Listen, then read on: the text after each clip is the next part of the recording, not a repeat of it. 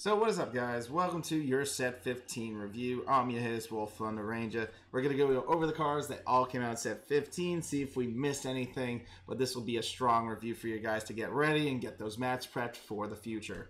So let's get started with Royal Paladin. Sanctuary of Light, Planet Lancer. When rode upon, look at 7 cards, look for the G1, G2, add it to your hand.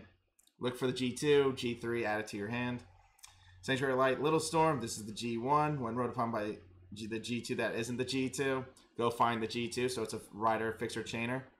Alwyn removing Ashley, as we all found out, that was kind of sad, but I guess they didn't want us to have a recycle engine for Ashley due to the fact that I think they did this because of the Miranda now, because Miranda lets you look at the top 3 cards and then actually shuffles your deck afterwards. I think they did this for a reason, and I can understand now. They didn't want it to be like that busted, I guess. Sanctuary of Light, the Terminator. This is the G2 of the ride chain. When placed, if Sanctuary of Light, Little Storm is in your soul, call Sanctuary of Light from your deck. Keep in mind, you could ride this twice. You can ride this twice and call 2 of the G1s of this guy in the back, so at least you have your boosters prepped for the game. It's interesting. Ever since I thought about the Gravity Collapse Dragon, where you ride it again just to lock again, I guess, as a hypothetical. You can technically do that with this as well, so you can call another G1 if you ride the G2 again, so technically you fill up your field with boosters by then. Banding Jewel Knight Miranda, as you all saw, we like her. During your turn, she becomes 2,000. Once unit attack hits a Vanguard, if your Vanguard is Ashley, one of your units get plus 3,000 power. In addition, if all your cards are in your deck are Jewel Knights, this lets you add a card, so search a possible PG you don't have in your hand, fix your terrible RNG, so on and so forth. I mean, I'm thinking about pure Jewel Knights after just reading Miranda. This effect is too good to pass up, in my opinion. I really want to use it. Definitely loving Miranda. Uncompromising Knight, Ideal A, becomes a 12k for the CB1. Knight of Extravagance, Toulouse. We went over this. This was an actual decent Royal Paladin Vanguard because he actually calls a unit to empty rear guard. So this calls you a Blaster Blade Spirit. So it pretty much kill and also unlocks a card. So short shot does his effect. Unlock. GG's. Open that space. Sanctuary Light, a Planetal Dragon. When placed, call a Sanctuary Light card from your deck. This also can call a booster, but most likely you can also call a G2. It depends. Also, this card isn't when placed. This card's only when placed, so if you play it, again, you can call another G2, but again, call your G1s, call your G2s. That's how it goes, because at the start of your battle phase, all your Sanctuary Light cards get plus 3,000 power.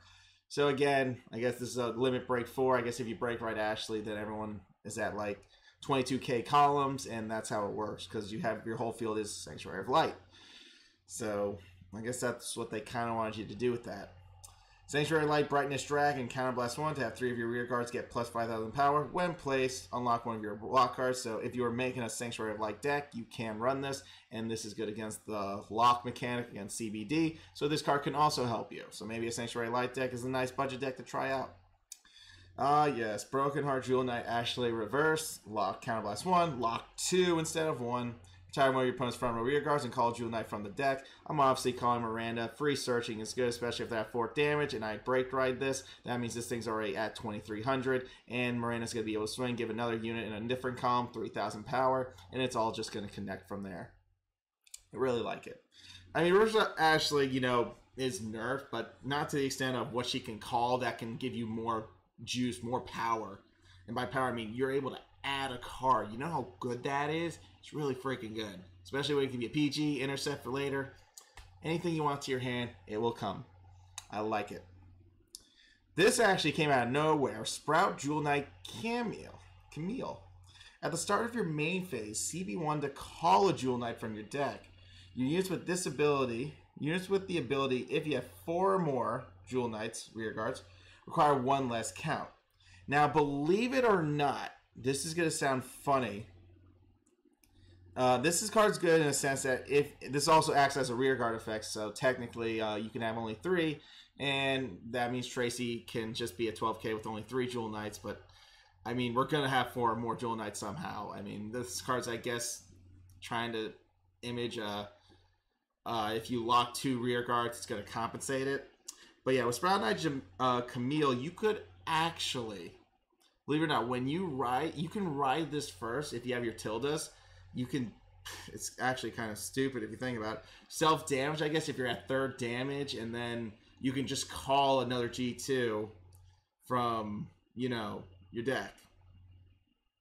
Because if you do Tilda, your opponent knocks you up to 3, you ride this, you self-damage yourself with Tilda, the start of your main phase now begins, which means you can call an actual card. So this card's actually good for even a budget option as well. My thing with Miranda, I just have to read her one more time. There's something. I don't know if I missed something. If your Vanguard's Ashley, but okay, so this effect is when this unit attack hits a Vanguard, if this unit gets... Oh no, you still need Ashley as Vanguard. I'm sorry, I thought I can abuse that effect. You can't. Ashley has to be Vanguard. Okay. Well, so that's Sprout. So Sprout's looking interesting as another budget option. Pretty fun, actually.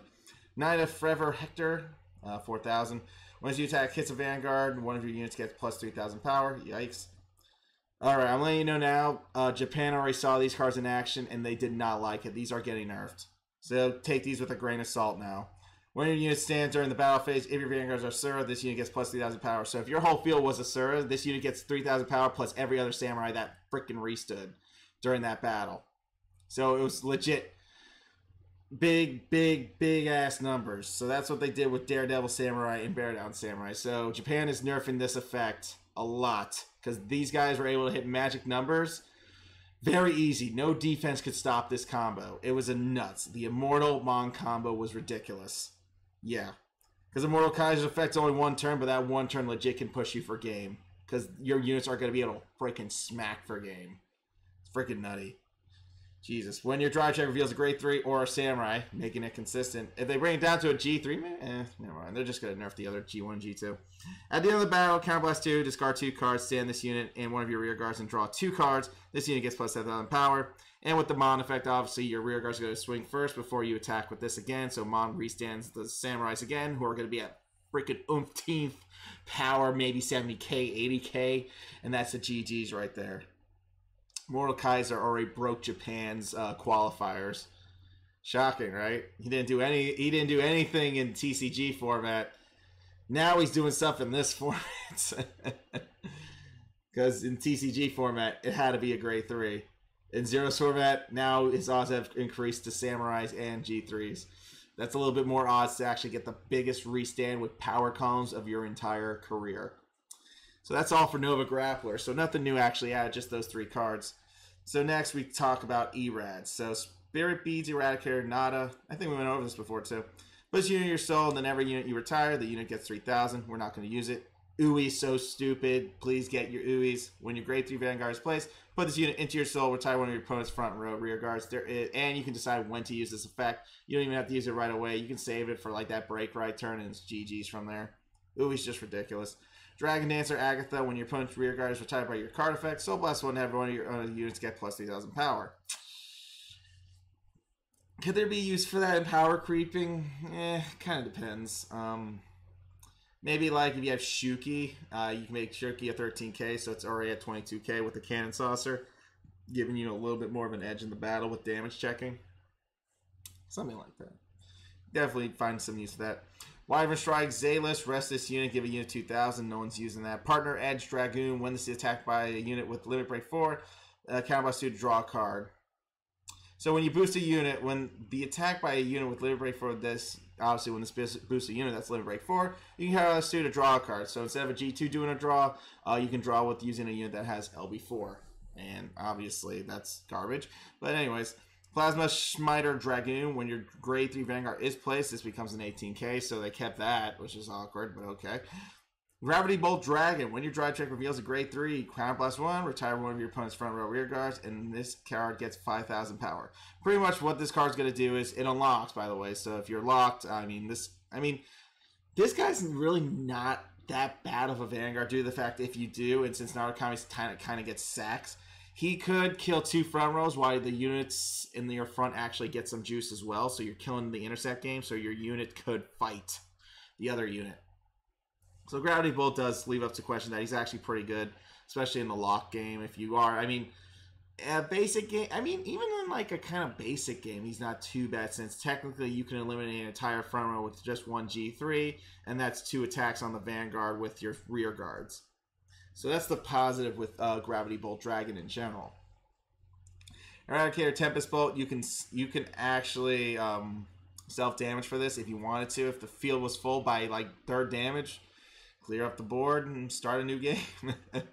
And then this card gets an effect when this unit is retired by your card effect, draw a card. So technically you could self-damage yourself and then get this effect off very fast. It's pretty good. Counter charges always help. You want to be able to do the effect again after self-damaging yourself. So if you got hit another 3 damage, you're good to go, but you might heal. So that's 2 counter charge to do it again. Tempest Bolts is good. Eradicator, Twin Thunder Dragon, Counterblast 2. Discard 3 Erads, so it's name restricted. And then this card retires all rear guards. 3 or more retire. This unit gets +2 critical. So it's a 3 crit like Armor Break, but Armor Break was a CB3 versus this being a CB2. But you're discarding 3 Erads, which are name restricted, so you can't really self-damage for this because you still have to have Erads in your hand, so you do lose a kind of field. And he kills the self-damager as well. So you lose a lot of that oomph pressure, but yeah, that's how you have to draw a card. You have to like draw cards, like you have to play the cards that draw, keep the cards that don't draw, and then you're legit just going to redraw what you get. And then if you hit a draw trigger, then your hand goes back up to 4 to do the effect once more. Hopefully once more, but that's cutting it close with this guy. Eradicator, Ignition Dragon. Garmer says hi, by the way, in the future. Counterblast 1, have one of your Vanguards get 10,000 power, but retire 2 rear guards in the back row. If there's none in the back row, you can kill a front row. Then, if your opponent has 1 or less rear guard, you countercharge 1, so it became like a free counter blast to retire 2 for free in the back row if he only has 1 unit left. But we all know that might not happen because they might have a 4 field, so. And then you use Reverse Vowing, and then the Reverse Vowing gets the job done.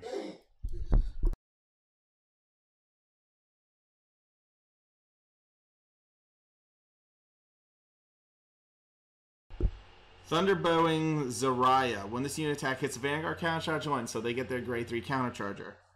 So we are done talking about the Narukamis. Obviously, we've been looking forward to Ignition and Reverse Vowing plays, because that is going to clean up house in just 1 turn. I'm looking forward to that. That seems great. So on and so forth. I would actually believe in Zuitan to soul charge my Vowing Sword, because if he does, guess what? That means we are prepped for the game. Dragon Knight Sadega. So we get a new Forerunner. When your opponent's rear guard is retired by your card effect, put this into your soul to retire one of your opponent's rear guards at random with priority to the back row. So I guess, okay, obviously we're talking Dauntless cards here, so let's take this a little serious on how this could work in Zero's format. You would possibly be saving this unit. That's number 1. But in reality, I don't even think you're going to be saving this unit, because even though you might retire a back row unit, you might retire another back row unit with Reverse Dauntless, and if he doesn't have a front row unit like a G3, the max this thing won't kill is only G1. So this Forerunner is still pretty garbage, to say the least. There's nothing like that can come from this guy in general, because you're already retiring back rows with Reverse Dauntless. This is just pointless, because there's no intercept to sack, because this has no synergy. So there's that. Diablo Drive Dragon. During your turn, if your Vanguard's a Dauntless, 10k. Dauntless just gets his own like units for some reason. When this unit boosts a Dauntless, Soul Blast 1, 4,000 power, so 21k. Dominant Drive Dragon. During your turn, if your Vanguard's Dauntless, plus 3,000 power.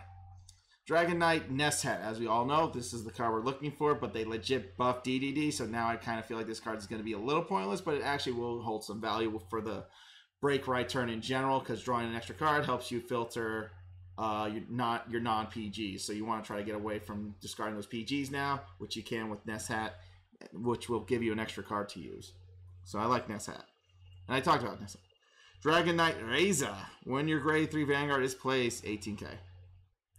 Seal Dragon Georgette. We went over this, and it's good to go over this again. When this unit attacks a Vanguard, it gets 5,000 power for each of your opponent's grade 2 rear guards until the end of the battle. If your opponent has 2 or more grade 2 rear guards, it also gets a crit. So what I was saying is, in the past when we talked about this, we're going to be using that rare Seal Dragon that says you CB2, nullify intercepts, so the 2 intercepts can stay on the board. You break ride this with Dauntless, and you got yourself a 26k unit that has a crit. Very easy to use, and now that card went down to 2, it's going to be easy to smack with a 2 critter. So that's nice. So Georgette is going to have some extra oomph damage now, where you're going to be able to push your opponent no matter what happens. You can knock out 2 PGs this way. Hopefully you hit triggers to give to your units so they can hit for game, and especially if it's the 4th damage, you're going to want to hit those 2 PGs now so your last units can finish off the game. So that's another positive thing I like about Seal Dragon Georgette. It's going to be able to restand with a crit. Now, obviously, you got to realize one more thing. Actually, I don't know. Will this stack when it restands? That's my next question. Could this possibly restand with 3 crits? Because if you think of this, it's when this unit attacks the Vanguard, it gets 5,000 power for each area point until the end of battle. So it's until the end of the battle. Does that mean until the end of the battle phase or until the end of that battle? Because I'm starting to think it's the Die Kaiser wording until the end of that battle. So he's only going to get the 1 crit for that battle. If you're has 2 or more grade 2s, I'll get +1 crit. So I'm guessing I don't want to break this card. It's just a normal 2 crit. I'm using Die Kaiser wording here when it comes to this. So that's why I'm like saying that. Alright, let's talk about Dauntless Dominant Dragon. I am sorry. Alright, lock a rear, get the following ability. When your drive check reveals a grade 2 or less, retire one of your opponent's grade 1 or less rear guards. When your opponent's rear guard is retired by your card effect, this unit gets plus 5,000 power until the end of the turn. So the thing about Reverse Dauntless is, now we can kind of like go a little bit more in depth with this card. There's always a thing that goes with this, and there's a say. It's like, it depends on the situation when it comes down to this break ride turn. Are you going to be at 4th damage? Because at 4th damage, you heal. There's a possibility that the 13k cross ride number is going to be able to save you. That's number 1. Second, obviously, you have to hit a trigger, so you're at 2300 that your opponent can't hit you. That's another turn you have to look out for and see if Dauntless can get around that as well. Reverse Dauntless is good, and actually, believe it or not, a good couple of the matchups that I'm thinking of. Reverse Dauntless actually gets around the Revenger matchup. Revenger stock their field with Tartu really quick. So if you go Reverse Dauntless, you clean up all the G1s, they have to refill that board, because in the end, if they didn't pull a Raging Form Dragon, they need to get the Persona Blast just to even get the final turn game. So if they don't get that, and you cleaned up their board with the G1s after you did that Twin Drive, that's good enough. There's a reason why this says retire one of your opponent's grade 1 or less. They thought out about the Revenger match if they're playing a Trumpeter and they get a G0. So you're going to kill the G0 anyways. So that's good enough. So when it comes to like Dauntless Reverse, his situations are very dependent on what's in your hand, what your field going to look like, how you're going to go about it. Locking one's great, and he can power creep himself for each retire. So technically, Dauntless is good in the sense that you don't need a trigger. All you need to do is hit a G1, and that is your trigger. He'll go up to 2800 regardless, restand as a power hitter, and that's that. Or you give the 5,000 to another unit if you sack their G2s with a hypothetical Berserk Dragon, so now you're good there. Obviously, with every retire, so if you get the play off with Reverse Dauntless is going to pretty much charge up a lot of your units with the triggers first. If you hit a trigger, you're going to give it to your unit, because you know you're not going to hit a trigger on the next drive check, which is going to retire your G1, and then Dauntless is going to get the 5k. So Dauntless is a fickle beast. I definitely would need to fully kind of embrace the test on him and see all the options I can make up for him and go through matches, because I mean, with Reverse Vow, it gave me hope for Dauntless. Not having boosters is such a hassle. If you don't get boosters, you can't hit the cross ride. You can barely swing for another attack if you hit a trigger. So that actually is something to think about when it comes to Reverse Dauntless. He's going to be a tech card at best because killing G1s is nice, but he can also power creep his way to victory. And if he retires something, he's going to be able to power creep the 5,000 without even a trigger. So again, another situation. No more triggers. Your opponent does have some G1s on the board. He gets a defense trigger, reverse. Dauntless is going to be able to swing because you know you're going to drive check a normal G1. Retire G1, he hits the magic number, GG's. So I thought I'd go a little bit more detail with Dominant in this video since the set's fully out. And I can kind of, after experiencing set 12, I was able to kind of just put it all together for more of a talk around when it comes to, you know, making out this set. Flame Dance Agni. When this unit attacks a Vanguard, if the unit's power is 12k or greater, it gets 10,000 power? Oh, it's a Vanguard effect, so that's garbage. Never mind. Alright, we're not going to run that. Next, Dragon Knight Gerald. During your turn, this unit gets plus 4,000 power, so it's a 14k as a Vanguard. So that's the freaking other guy from Shadow Paladins from set 1. It's that little dragon with the fist. He becomes 14k. Alright, we are done with that. On to the gold palette stuff. Let's get started with the new Forerunner, Scarlet Lion Cub Karya. When the attack by an Ezel, this unit boost hits a Vanguard, count +1, put it into your soul, look at the top 4 cards of your deck, call 2 cards at rest. So obviously they're prepping your Ezel Scissor, you call 2 cards at rest, you look at the top 4, if they're G2s, you play an intercept game, if they're G1s, you play them in the back row. Are you running more of that draw unit, that bunny hopper unit or whatever, the 6K? Possibly, because guess what? You're going to draw a card after putting this into the soul. Especially if there's 2 on the deck. Guess what? Soul Blast 1, Soul Blast 1. There you go. And this card's going to be in the soul, so you're going to be able to draw a card anyways. So Scarlet Lion Cub is something to definitely test.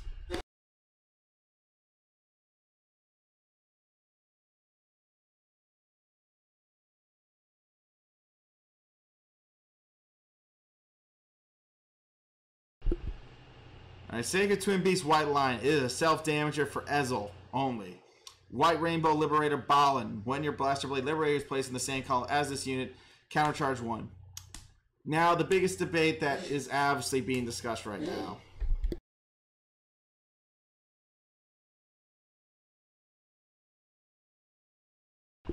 Biggest debate that's being discussed with Balan and Barkle. There's so many combos you can do. You have to decide, pick your poison. What's going to benefit you? Obviously, the retire and getting heavy push is going to benefit you. Barkle can get boosters. Joseph is nice for the draws. So would you... At this point, I was thinking...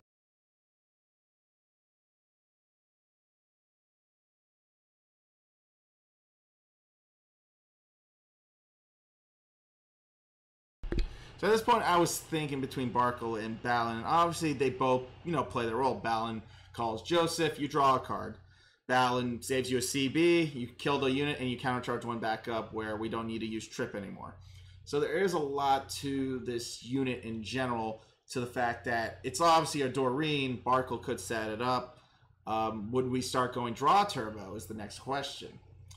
Maybe. Because if with the thing with Liberators and their G1s, every Liberator can play a role. They're both really good in their own way. Balan, Barkle. I mean, Barkle summons this practically so you can prep it for a turn once you have your Blaster Blade Liberator from your, Wingal Liberator. So you're going to have the Counterblast to CB1 kill. And actually, when you do an Alfred play, I guess if you call something with Alfred, there's also Alfred that calls, but I don't know if we're running Alfred anymore since we're legit switching to Gancelot Zenith during set 15 for extra hits. And maybe Ezel Scissors might be in there as a secret tech if you're fighting against... Ezel Scissors is good if you fight against the Locks, but even if you're not fighting against the Locks, Ezel Scissors is still a stupid card that can call any unit you want. It just won't be a Liberator, and your Blaster Blades go down to being just vanillas. So there's a lot to play out when it comes to Liberators. They have so much stuff that came out because he's a plot armor. So we're going to dive into those in set 15 the next couple months. We're in set 12, so 3 months by May. March. Yep, by May we'll be fully testing everything Liberator and see what the best output's going to be for you guys. Knight of Passion Tori during your turn. It's just an Ezel 10K'er. Flying Sword Liberator Goloris. Remove a Ganslot from your drop zone. So again, no Cycle Engine. They took out the Cycle Engine. They did not want a repeat of Ganslots. Sharp Point Liberator Gold Lancer. When placed, discard a grade 3 from your hand and add a Ganslot from your deck to your hand. Wow, that's actually good. This search out your break right. If you don't get the break right, you can pitch it. It's like a filter. When placed, discard a grade 3 from your hand to add a Solidarity Liberator Ganslot. It's pretty good. Does this search actually... Solidarity Liberator Ganslot. Actually, this search is Zenith too, so it's a Ganslot searcher. It's actually pretty good. I don't know if I run it because, I don't know. Situations. Another one of those, when this unit attack boosts an LB4, CB2 draw a card. Sacred Twin Beast Black Lion Ezel. Obviously, there's a big Ezel self-damager deck we're going to go over. Red Rainbow Liberator Balan. When your Blaster Blade Liberator Rearguard is placed, if your Vanguard is a Liberator, this unit gets plus 5 power. So you play this, then you play Blaster Blade Liberator, retire, this unit becomes a 21k beat stick. It's kind of like trying to pull off a Mordred Illusionary Mordred Phantom play, where if you have a 7k booster in the back of this, pretty much you're going to hit 2100, hopefully in both columns. So if you hit a trigger, this would go up to 26, and there'd be a 7k booster behind Gancelot. So like little pluses here and there.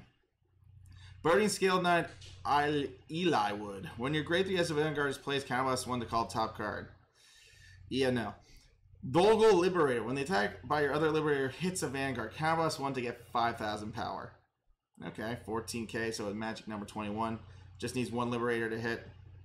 So I guess 4 damage, you pushed them, you hit that, you don't need a trigger for this. Both your units, one's a break ride, this hits 21. So it's kind of setting up that type of attack field for the final turn push. So there's that, and especially with Gancelot Zenith calling an extra card, there's that as well. You just gotta put those into check. Blue Axe Knight Talisman, when your Great 3 Vanguard is placed, 10,000 power. So obviously let's talk about Golden Boy here. Counterblast 2, unlock all of your lock cards, look at the top 4 cards of your deck, call a card, and if you have exactly 5 rear guards, this unit gets plus 10,000 and 1 critical. You can do this effect again, so you'll be able to countercharge 2, and this card can go 3 critical. Yay. But what I did notice, they don't have the Soul Blast unit that says countercharge 2. They haven't added it yet. Thank God. So Ezreal's a little bit there. Oh, that's not Solitary Knight Gancelot. His name's just Liberator of Bonds Gancelot Zenith. Boo! So it's only searches the break ride. I guess that depends. That G1 that says search out the break ride. Could it be useful in these situations? Maybe if you draw all your Gancelot Zeniths, or you draw a G3, you don't need, say, a heal check and you need the break ride. I mean, going to search for it doesn't really hurt, but I think it would depend on the situation. Liberator Bonds, Gancelot Zenith. When this unit attacks a Vanguard, counterblast 1 and put a rear guard at the bottom of your deck. Call the top card of your deck. That unit gets plus 10,000 power until the end of the turn. That's nice. That's guaranteed hitboxes, practically, if they don't hit a defense. And you didn't waste your booster, that attack step. When placed from the deck, return this unit to your deck to call Blaster Blade Liberator from your deck. And if your deck has no Blaster Blade Liberator, call from the drop zone. So Gancelot's just trying to get your bang for your buck. It's like, oh no, you call it G3. Just kidding. You're getting your G2. So again, Gancelot is giving you the defense if you do top deck them, so that's a nice plus. So you want to look out for those. Gancelot Zenith is looking great for Goldies. These are nice extra attacks you need, especially on final turn. This is practically the restand for final attack, so you're gonna want to use that the best of your abilities for game. So that's good. Zenith legit became like that.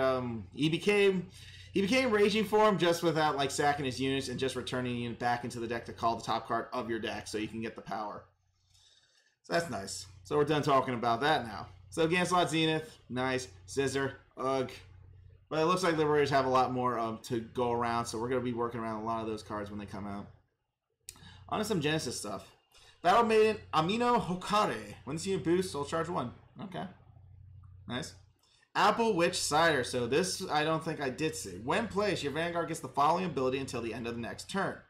During your opponent's turn, you activate Sentinels and retire rear guards are put into your soul instead of your drop zone. This is good in a good amount of ways. This is technically a unit that's like, this is Yatagarasu as a G1 for a turn. So if you have Ravens, if you have Grapes, and you just have this card in your hand somehow, and you want to soul charge those units, say, into your break ride, you'll be prepped for the Minerva play for sure. That's what I kind of like about Cider. If you have the intercepts, like a Raven or a Grape, you play them on the side, you play Cider, guess what happens? Those units get soul charged, and you legit got your soul prepped for that following attack phase, which is looking pretty spicy if I do say so myself. Cider is a definite want. Goddess of Union, during your turn, if your Vanguard's Regalia, 10,000, so Regalia units, remove a Regalia Wisdom Angelica or Omniscient Nerva from your drop zone to have one of your G3s get the 5,000 power. No, we're not doing that. Mythgard Archer, they didn't buff this, just becomes a 10k. Put this in your drop zone for your soul, this unit gets plus 3,000 power, so it's just power creeping your unit, I guess, when you soul blast it. Mythgard Sirius, during your turn, if a Mythgard Orion issued in your soul, this unit gets plus 3,000 power, so it's a 9k when Orion's in the soul. Okay. Whatever. We're not going to use those. Twilight Regalia Hesperis. When this unit is put into your drop zone, your Vanguard gets the following ability. When this unit attacks a Vanguard, retire one of your opponent's rear guards. So that's good.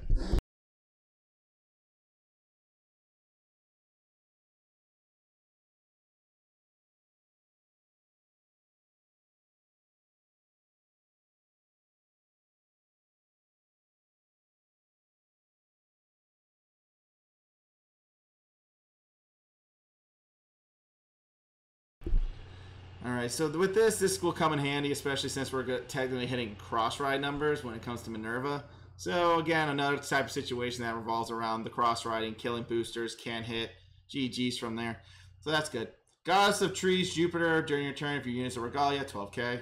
Mythgard Orion, during your turn if Mythgard Sirius is in your soul, 3000. Okay.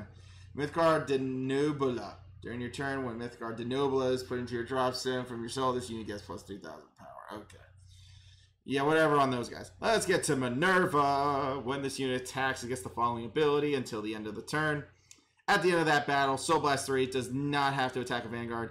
Counterblast 1, discard 2 cards, stand this unit, draw 2 cards, and this unit gets another 5,000 power. Just like the power creep wasn't strong enough, Minerva is really here to smack you silly. And it also got the effect of Soul Blast 3 early, so you can pull off awesome combos. Freaking neat. Looks good, fam. Clean up the back row, and this unit restands. GG's. You can actually do the Soul Blast 3 early, I guess, if you have the Regalia unit, so when you swing, you're retiring the boosters already on the restand. Automatic 3 retire right there. Well, 2. Yeah, 2. Regalia, Wisdom, Angelica. When rode upon, if you have a Vanguard, if your Vanguard gets spent, if you have a Soul Blast 3 to have your Vanguard get 3,000 power. Look at the top 4 cards of your deck, add 2 cards to your hand. So that's how you pitch the 2 cards. So this break ride is going to be worth running. And once you attacks Vanguard, Soul Charge 1. Mythgard Procyon. When this unit attacks a Vanguard, Soul Blast 6 to stand all of your Myth rear guards. That's so weird. Counter Blast 3 to put 6 Myth rear guards. Wait, what the f... Oh, that's so... Oh. You know what? Actually, I kind of want to test that. That sounds... I don't know, that sounds kind of decent. You can put 6, so I was like, what, Soul Blast 6? To stand all your myth cards, but you need all your myth cards out. You need the G2s out so they're prepped, and I guess that's how they become 22Ks. Counterblast, like, I guess. You may put 5 or less, but that's interesting. That's interesting. I mean, that's deck thinning, if I can be honest. If you want to talk about deck thinning, that's one way to do it. Goddess of the Fourth Season, Persephone. Soul Blast 6 to look at 3 cards from the top of your deck. Add a card to your hand. Put the rest of the cards on the top of your deck in any order, so that's nice. So a little bit of the OTT effect. This also has a Ragey effect. When placed, put 3 cards with the same card name as one of your rear guards from your drop zone or your deck into your soul with priority to the drop zone. So it's hypothetically Raven. You soul charge the 3 Ravens if the Ravens went to the damage zone or they're in the drop zone because you used them early. This card isn't so bad to restock them so you don't lose them, because if they're in the drop zone, she can recycle them into the soul so you have use for them again. That's good. When this unit attacks a Vanguard, soul charge 1. Okay. Mythgard, Fulma Halt. During your turn, this unit gets plus on top. Oh, and that's it. Okay. That's one of my friend's artwork, I guess. So that's everything for set 15. There's a lot of stuff here. Mythgard's looking kind of interesting. I gotta test out Mythgard a little bit. It seems like they want to be good. I don't know why. Cider is definitely something you want always. Gancelot Zenith is already hyped with Scissors, so pretty much Gold Paladins take over this set as the more hype variant of things, besides Minerva being so fucking cool. So I'm excited for that as well. Balan, like we said, we're gonna have to really do some full testing with how we're gonna run the G1 lineup and trying to work around it, and we see which one's better. Flame Dragon, Dauntless Depression, Dominant, is going to be decent to say the least. We just, like I said, full testing capabilities. We just got to push through. Seal Dragon Georgette is looking like a great budget, especially that she can break right Dauntless and get crits. And as long as she unlocks 1 unit, guess what happens? You can just play the Seal Dragon from your hand and just nullify all the intercepts that Link Joker has put out. There's a reason why this says unlock 1. It's to unlock that 1 column where you need to play that Seal Dragon. So, pretty smart unit. You have to be big brain. Nest Hat, CB2, like we said, get your Nest Hats, but pretty easy to get. Pretty much Ignition Dragon's very much important. Tempest Bolt is good too. You can try some profiles around that. Gravity Bolt, definitely a budget build coming in for that one for sure. Uwe, screw you, but definitely want to play you. Well, Sir Kaiser, he's getting nerfed, guys, so don't get your hopes up. He's not keeping all that juicy effect power. Camille's actually looking pretty decent, I guess, for budgets as well for your Jewel Knights if you didn't pull everything. But not too bad. I mean, calling intercepts, but the only thing about Miranda is Miranda actually needs the actual plays. Sadly. Reverse Ashley's looking good, like I said, with the Miranda. Sanctuary of Light's not too bad to test a nice budget build for you guys, show you more of it. Definitely Knight of Extravagance can be used in the planetary deck. We will try that out. Benny Jewel Knight, Miranda, like I said, amazing. So on and so forth. So that's all we have for you today, guys. Thanks for watching. I know this was a hassle. Whew, but set 15 is set 15, and we're just going to have to run with the punches on this one. Y'all be good. Y'all stay safe. I'll see you all another time for another set review. I think we'll get close by next week. We should be seeing the new set. So get hype. Peace out.